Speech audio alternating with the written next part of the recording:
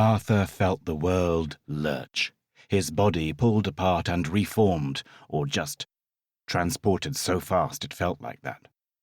He was pretty sure he was being torn apart, transformed and reformed on the other end, like those Star Trek transporters, which, of course, came with all kinds of morality questions of whether they really were people, and if they could do this pulling apart, was it possible to create clones?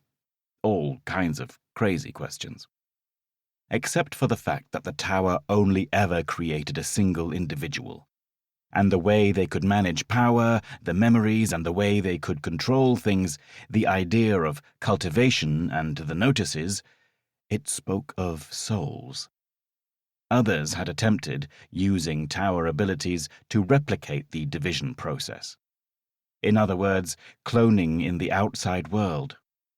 The closest to success merely created undifferentiated blobs of cells, the kind that gave nightmares because they just sat there.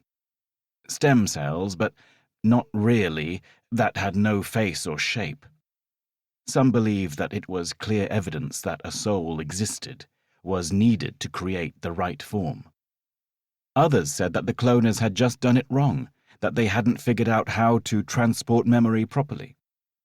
Arguments for philosophers and scientists and university kids in their ivory towers. As for Arthur, he was here. He had his spear, and he was looking out at the 6th floor. The good news on the 6th floor? The rest of his team were coming into being next to him, forming up. They weren't being split into separate groups since they had all entered the same portal. Better news? There were safe spots, tower buildings scattered throughout this floor.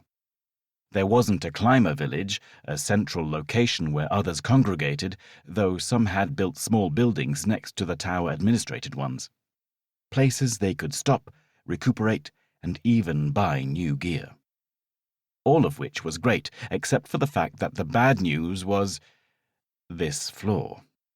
Someone had decided to make the entire layout a vertical one, making the idea of climbing a tower a reality.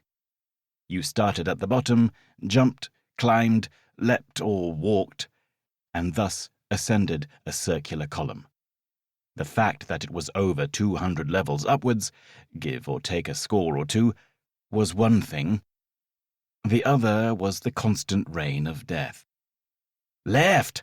Arthur called out, and the group shuffled away, watching as a large stone, a bouncing ball of doom, careened into the earth where they had been and ploughed into it.